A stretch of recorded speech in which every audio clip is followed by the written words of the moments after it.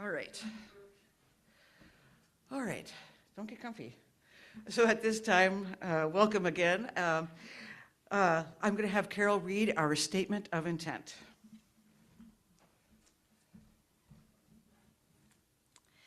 Well, we are fortunate to have a variety of speakers for Sunday services. By using guest speakers, we gain wisdom from all those who share. This is a church where you can worship the God of your own understanding, a place to experience joy and be uplifted, a place where we can gain strength and inspiration to share with all we meet throughout the week. We invite you to join us in the celebration of life, to nourish your spirit, and to enjoy the company of kindred souls. Thank you. All right. So at this time, let us sing our opening song, Let There Be Peace.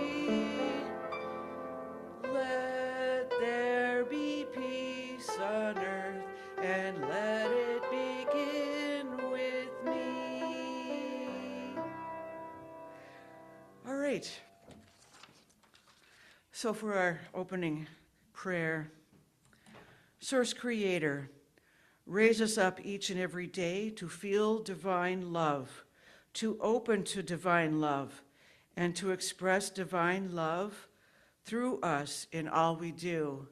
And we could add the word peace in there also. Source Creator, raise us up each and every day to feel divine peace, to feel open to divine peace, and to express divine peace through us and in all we do.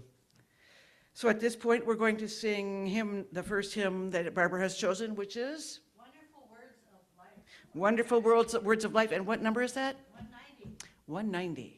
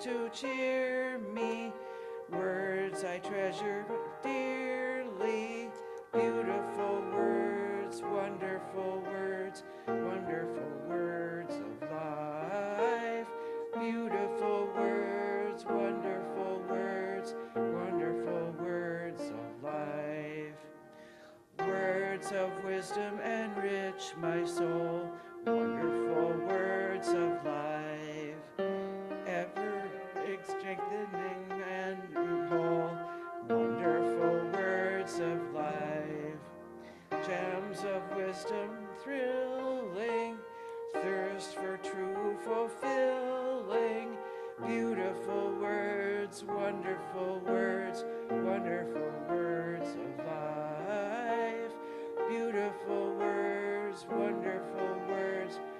wonderful words of life. Awesome. All right, so hello again. My name is Sue Brewer. I'm the president of the Board of Trustees here at Lake Superior Interfaith Community Church. Our speaker today is Barbara With. She will be joining us from Madison, Wisconsin on Zoom, so that'll be fun. And her topic is a new beginning.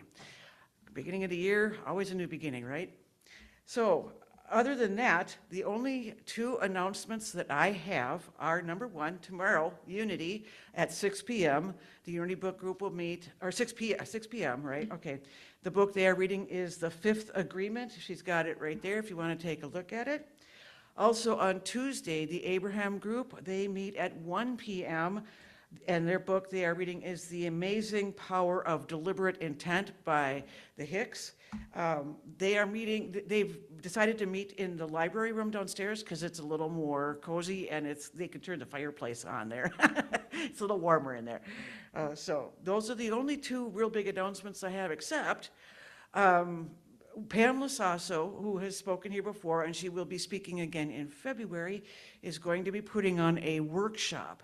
Now, for those of you who know Pam and who have met Pam, you already know she puts three different things together: numerology, astrology, and tarot. And she puts all those three things together, and what that all does is that it becomes a wheel of predictability. And so she will be speaking on the 8th about what it is and a little bit more to entice you to get involved with her workshop, which we talked about last night, February 21st. It's a Saturday. It'll be during the day, so nobody has to worry about driving at night and whether, if it's snowing, you can see your way home. So, so keep that in the back of your mind. More information on that will come out. So that's coming up. Now, speaking of coming up, next week, Debbie Guitar will be speaking, and her topic is Tending to the Garden of Your Soul. So bring your thoughts of how you want to tend your garden of your soul, and she will give you some ideas about that. All right, so at this point, let us read our principles. You'll find those on the white card. All right. We believe God is the eternal source and creator of all and is present in everything. Our eternal soul, endowed with free will, grows through many lifetimes. Communication occurs between the physical and spiritual worlds. Prayer and meditation strengthen our connection to the divine. All healing comes from Source. Seeking this for ourselves and compassion for others' suffering is the highest priority. Because we are all one, what we do unto others, we do unto ourselves. The choice of love is always open for every soul. Living these principles leads us to grow in divine love. So at this time, we will have a little bit of healing inquiries. Does anybody know anyone needing healing today? Steve.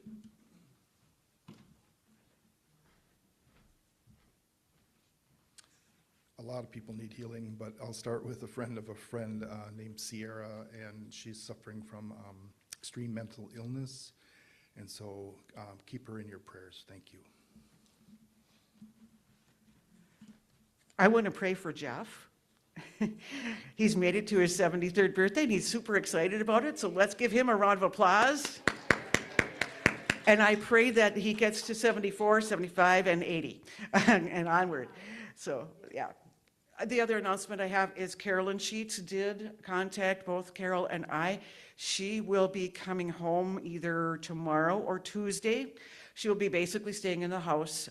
She seems to be adjusting well. She's walking with a cane to go up and down stairs, and she still uses a walker to be able to get around, just to make sure she doesn't fall again. But she's feeling good, and she's looking forward to coming back and joining us soon. So I'm going to put her name in our bowl. Laura Whitney. What's that? Oh, yeah. All right. All right, yes, Laura Whitney.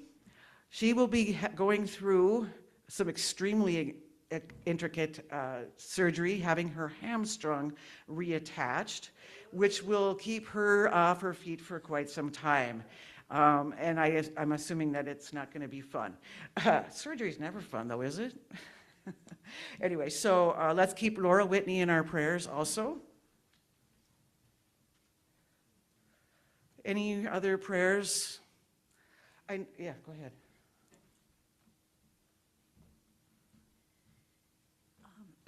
My friend Laura Tonkin, she's had surgery and now more cancer, and then she said, "Oh, it's gonna be fine." Been trying to get hold of her, and there's no answer. There's no nothing. Prayers for her that she is on a road of recovery in some way or another. So, prayers for Laura Whitney. She's been through a lot. Thank you.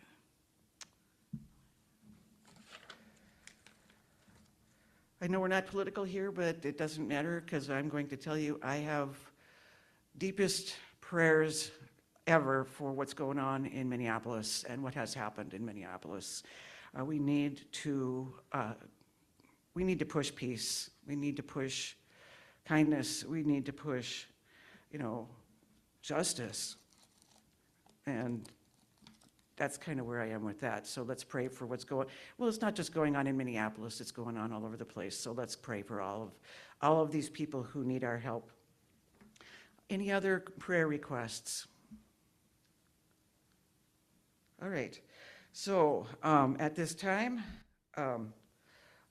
I will ring the healing bell and let us cogitate for a moment on that. And then, or Carolyn, you're better at that than I am. Would you like to do that? And then we will sing In the Silence. And then Barbara will give us a healing meditation. I'm not good at that.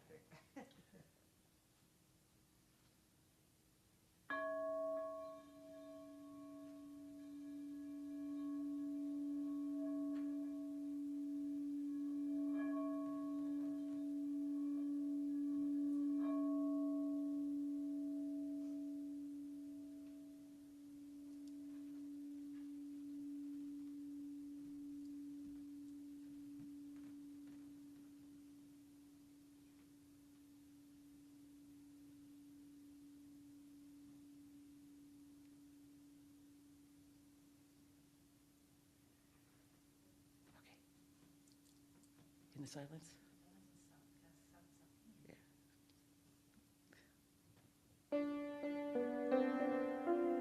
That's not the right song. That's In the Garden. We're playing In the Silence.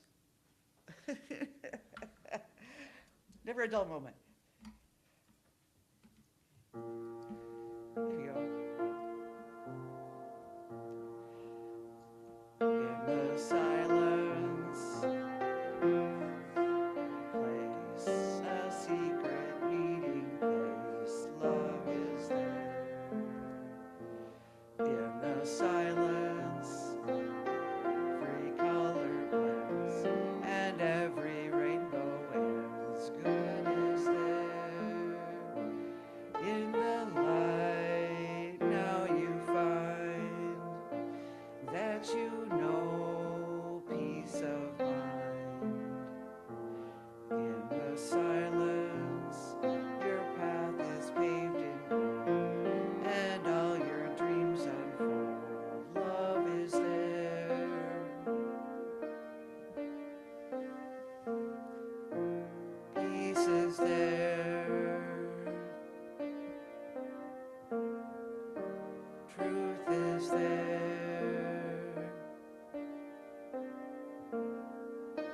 God is there.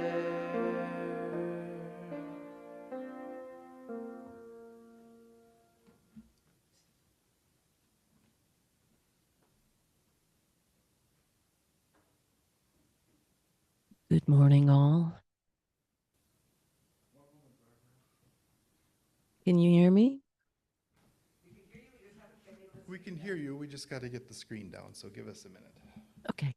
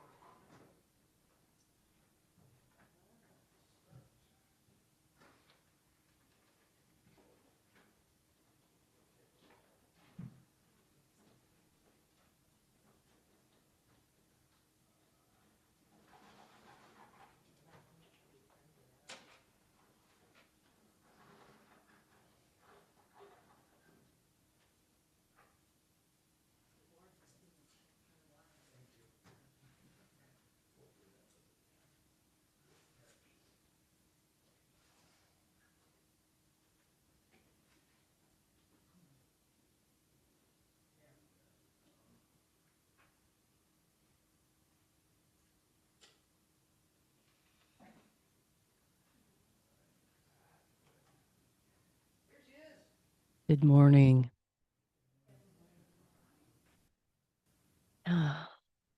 So let's all settle in and close our eyes and turn our focus inward and relax. Let go of all your concerns and worries of what's going on outside you. And as you breathe in, focus what's going on inside you, in your heart and in your soul.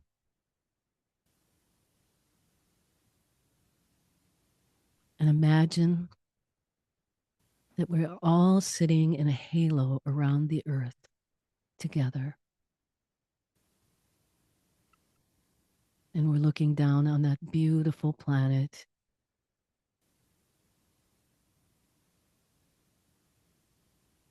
Full of light.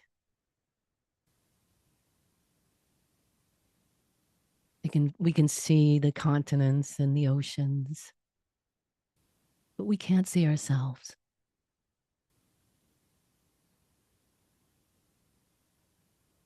And as we're all joined together, looking down on our beautiful home, our garden.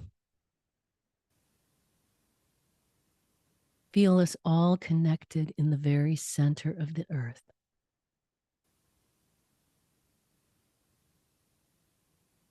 So we're out here in the heavens together like the petals of a flower. And we're rooted together in the center like the roots. And somewhere down there on the beautiful garden are our bodies and the bodies of all our friends and family. And feel this oneness that this image generates. That even though there's millions, billions of us, we are all one body.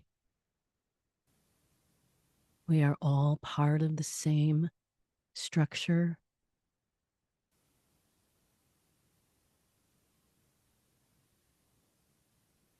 And as you breathe in the pure compassion that Mother Earth gives us.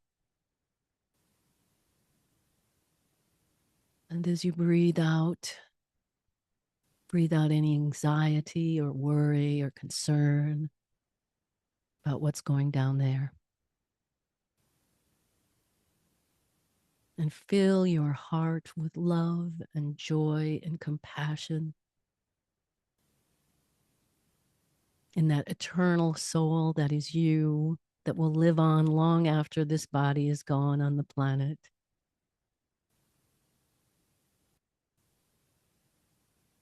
And feel the hearts of all the people in the room,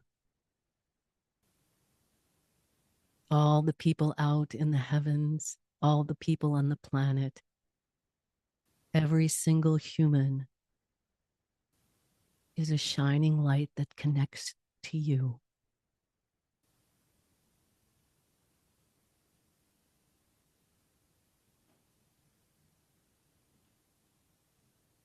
And fill your heart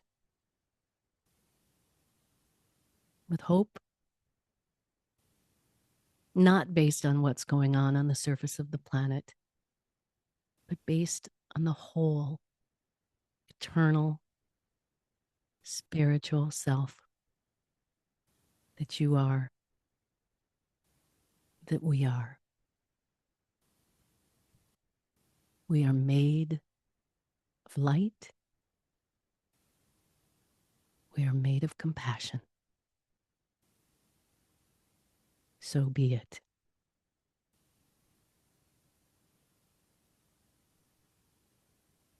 Oh, so let's come back to the room. I'll come back too. I've got some sunlight shining on me here. I hope it's reflecting all on you. Wish I was there with you. I am in spirit, but the miracle of Zoom. So, when I decided to do this talk several weeks ago, and I thought, oh, it's January 2026, it's a 1 year, it's a new beginning. And I am, some call me tragically optimistic about life right now because we can look out on everything that's going on and not just what's happening in Minneapolis, but the chaos of the world. And there can be so many reasons to not be hopeful, but I am.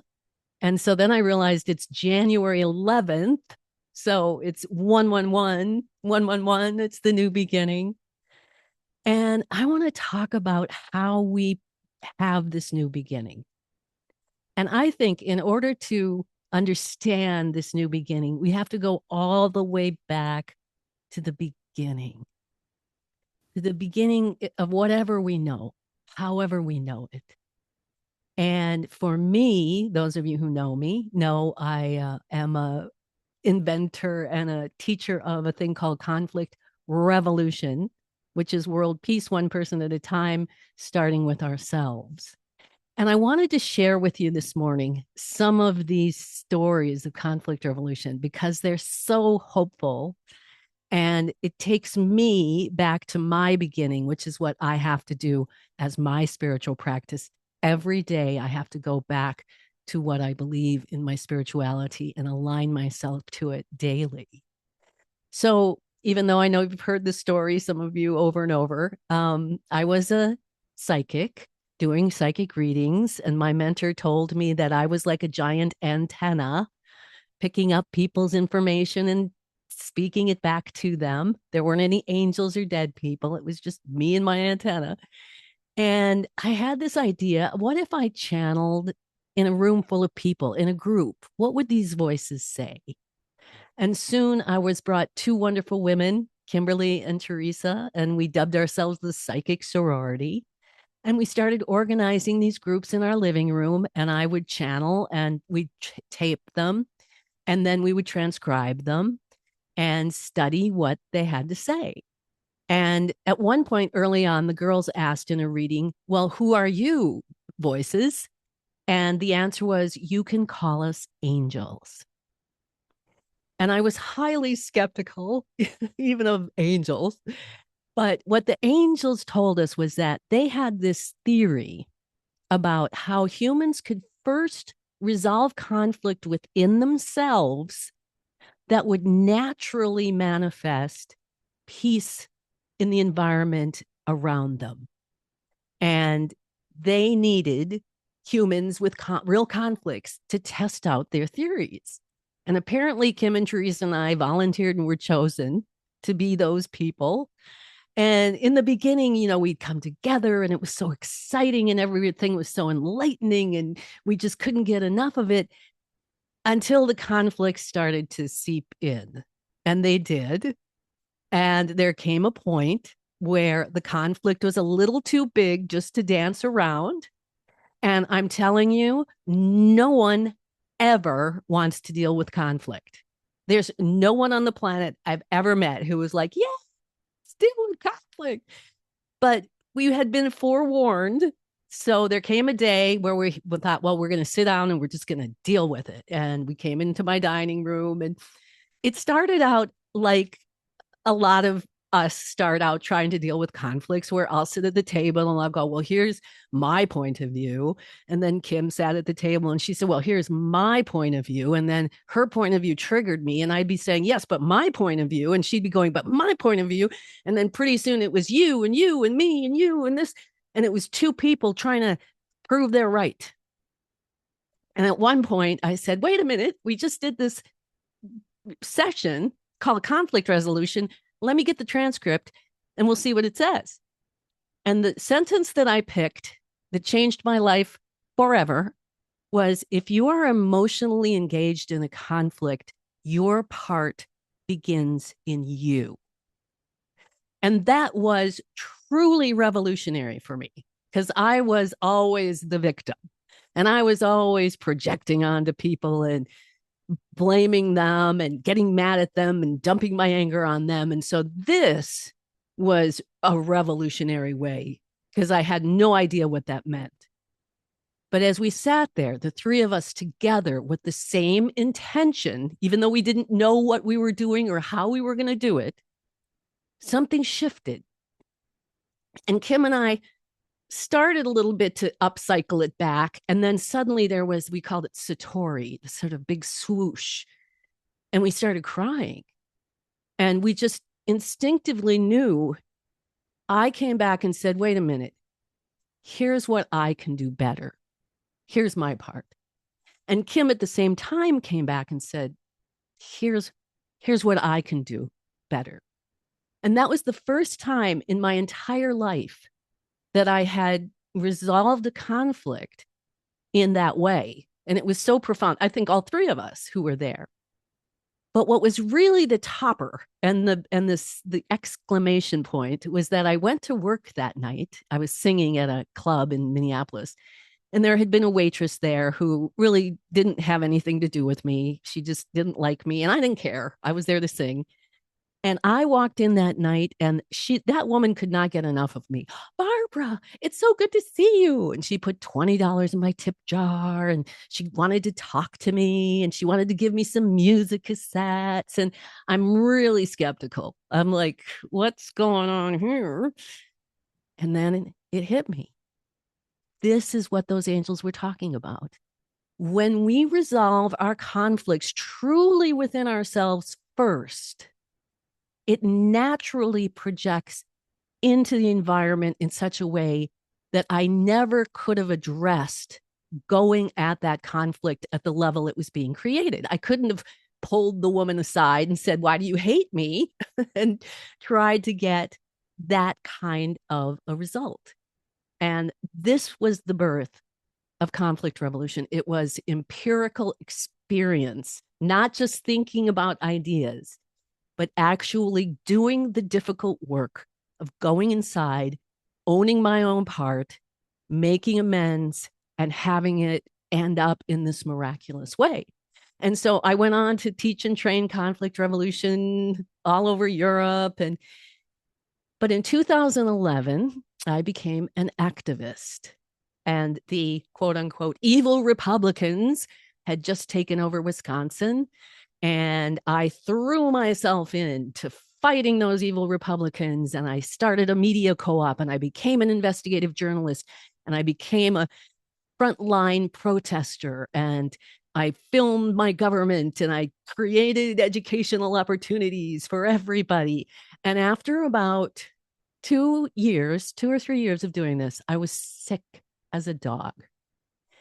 And I realized I abandoned my spiritual practice because I felt so right that what I was doing was so right. And I'm not saying it was wrong, but when I realized I had abandoned conflict revolution, once again, blaming the evil Republicans without doing my work, I made myself sick.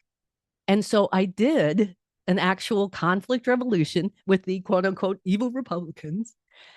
And what I discovered was so profound that it led me to a part of my life that was way over there, had nothing to do with politics, had nothing to do with activism. And I'm going to share that, even though it's a tough one. It's one of my most tough revolutions, in that several years before, I had an artist friend who did this beautiful picture of Einstein, just gorgeous oil painting of Einstein. And I was going to Europe, and I said, hey, why don't I print? She's very poor. I said, why don't I print up some of your beautiful pictures? I'll take them to Europe. I'll sell them like hotcakes. I won't even take a cut, and just bring it back to you. And her and her boyfriend were like, that's great. Yes, let's do that. And it's like, so I invested, and I printed up these things. And at the last minute, they sort of lost their minds and accused me of trying to steal from them, and just, no, you can't do this. And they cut me off. And I was like, I just spent all this money to print these things. And I would never have sold them without her permission, but I had these prints and I thought, well, I'll just put them in the bag as a gift for my conference people, and no one will be, and then I'll be done and we'll be done with this. Well, when I was revving the evil Republicans, it came back to me, to that incident. And I realized, first of all, what in the world was I thinking that I thought I could just give these things away that weren't mine? But I had to deal with it. I had to go to her, apologize, make amends, confess, or it would be a bad piece of karma that was stuck in my life, which is what conflict resolution is about. So we don't get stuck with this karma that we don't even know we have. So I went to her, and of course, they wanted to sue me, just hated me, screamed at me, wrote me terrible letters, and I just took it all because I was wrong. I was just wrong. And I was struggling to know, how do I make amends? And so I wrote another letter, and I decided I was going to just pay her for those prints, what she would have made. I didn't even subtract out the printing. And I put $500 in an envelope and I sent them off to her. And the next summer, she ran up to me and threw her arms around my neck and said, when we got your letter, we had no money whatsoever. We couldn't even get off the island, much less buy food. And we had someone in Minneapolis who was going to let us live down there so at least her husband could work. And your money saved our lives. Thank you so much. I love you so much. And that was enough for me. But several years ago, she said to me, I'm making giant prints of that picture. And would you like to buy one? And it was sort of our sort of wink, wink. Now it's completely, I've got it, you've got it, we're all good. So when you ever see a picture of me sitting in front of this beautiful large picture of Albert Einstein that she painted, that's the miraculous story behind Einstein and that conflict. And this brings me to really what I wanted to talk about today in the modern world. And this was before everything happened recently in Minneapolis, but there is enough chaos going on around the world right now. And it's that in becoming what I did, in taking that turn to be this activist, I got to investigate both sides of the aisle. I got to be somebody who not just sat in what I thought was right, but I looked at everything. And I have very good friends who are conservatives. I have very good friends who are liberals. And I listen to all sides without my own. I have my own opinions, but they don't even mean much anymore because my mission is conflict resolution. And the one thing that I want to say this morning about what's going on in Minnesota, but also as a general rule, as an investigative journalist, somebody who does deep, deep dives into things that you don't even want to know. No one knows the whole story. And I have people over here who are yelling at people over here. Here's the truth. I'm right. We're right. You're wrong. And they throw names at each other and people over here who are doing the same thing. And they both think they're right, just like Kim and I did. And what I like to ask people is, do you want to prove that you're right? Or do you want to make peace? Because those two things are decidedly different skill sets. If you want to prove that you're right, you're going to be like I was at that table. I did this and I did that and I did this. And who are you going to prove you're right to? You? The other person who's trying to prove they're right? But when we want to make peace, there's a whole different aura that we take on. And one of those things is one of the things the angels used to tell us. In fact, there was a whole chapter in our book about it, about committing to the mystery. Because at the root, forget the political scene, forget family conflicts, forget what's happening on the earth. At the root of all of everything, it's a mystery. It's a mystery.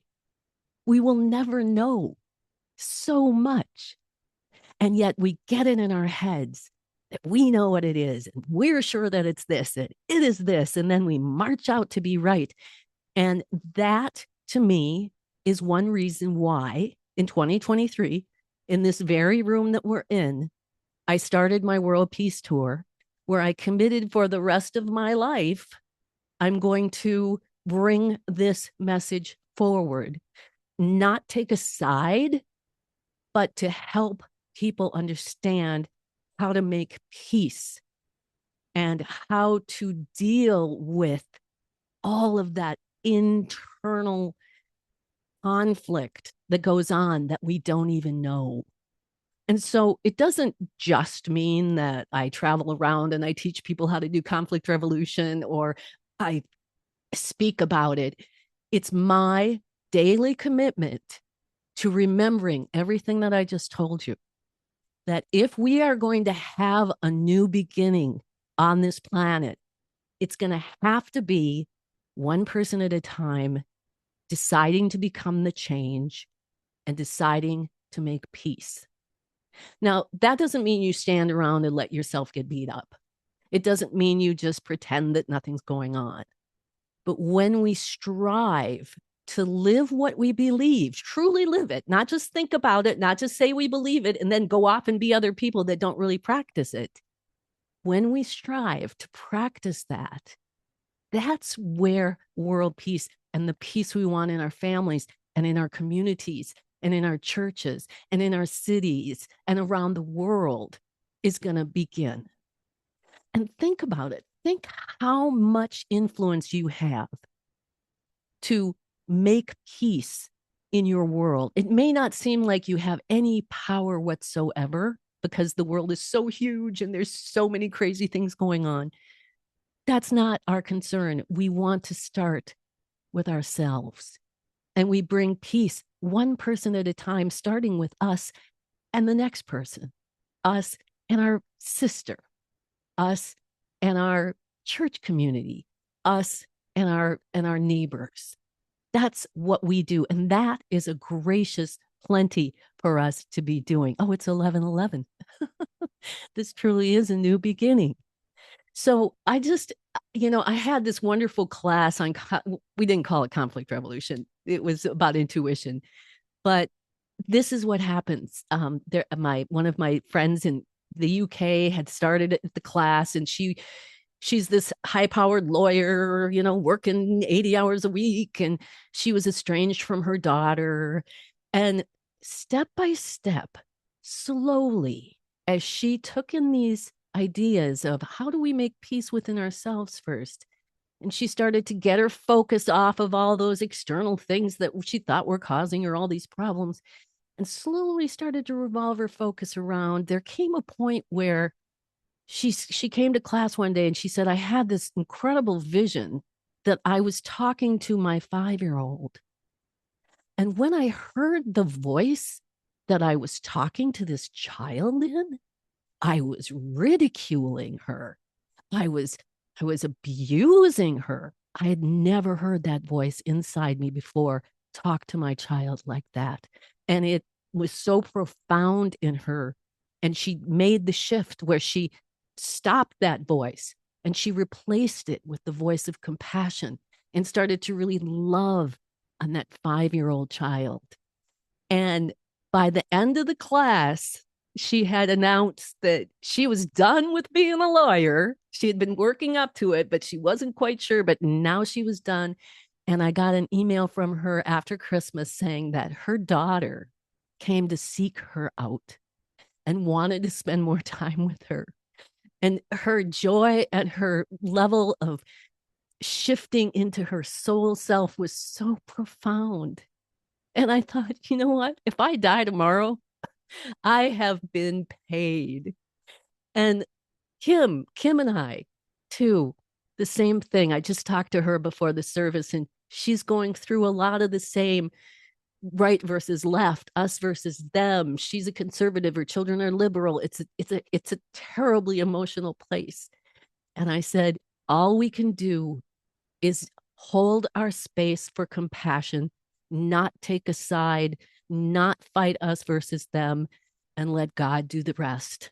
And we know that works.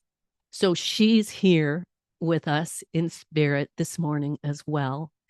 And so as we go out there, and I know everyone is concerned, I am too. My heart is broken for what's happening in Minneapolis. I will not, however, perpetrate us versus them. I'm telling you, you don't know the whole story. Whatever it is, you don't know it. But what you do know is what you know and believe spiritually. And I would venture a guess, I'm just assuming, that we all know we're all one body, like the meditation. Those people that you want to blame, that you think are the bad people, they're a part of you too. And our big challenge is, how are we going to integrate that mystery into our working lives? How are we going to live knowing that we are all one body? And so as we go forward, I'm hoping that you will take this message to heart, in that we start at the very beginning again. What do we know? We know we're all one body. We know peace begins within us. And I think one of the greatest messages I heard this week, as I've been praying over all of this, is I've been listening to some Jung podcasts, The Surreal Mind on YouTube, if you're interested. Beautiful, beautiful stuff about being empathetic, and the very simple message that I heard this week from Carl Jung, was either we integrate our shadow selves or we continue to attack the mirror. So when you think it's outside you, stop, turn inward, take a breath, release and feel whatever emotion is around you, and put yourself in that perspective of unity, compassion, and peace. And it's going to be one step at a time from here on in. But I have nothing but hope and joy that we're not only capable of it, but this is already in progress. So remember, either integrate the shadow or attack the mirror. Let's stay in love and compassion. Thank you.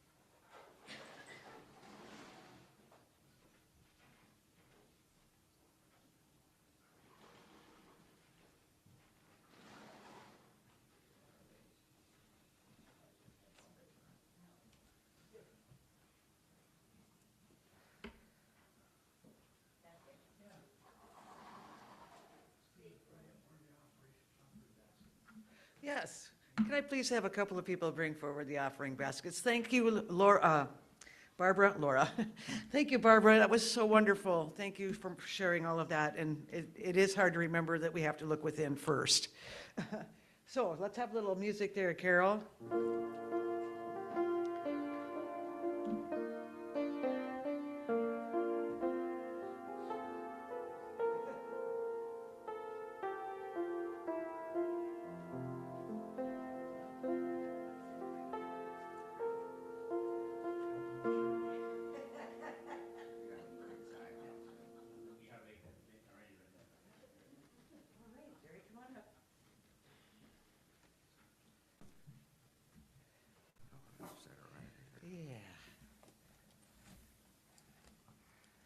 And so we have gathered together to feel the light, compassion, love, peace, and joy within our hearts and spirits.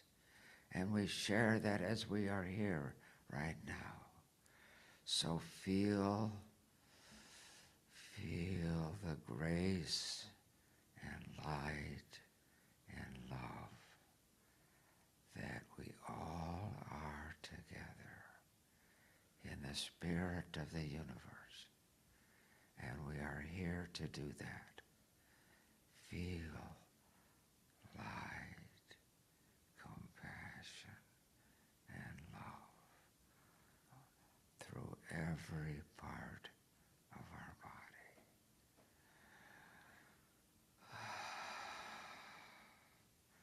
And thank you, thank you, thank you. Amen, amen, amen. All right. Thank you, Jerry. All right, so let's sing our second song, which is? He's got the whole world in his hands. He's got the whole world in his hands. What number is that one, Carol? 14. Which one? 314.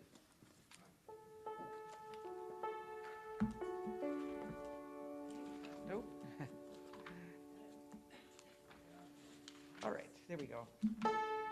The whole world in his hand. He's got the whole wide world in his hand. He's got the whole world in his hand. He's got the whole world in his hand.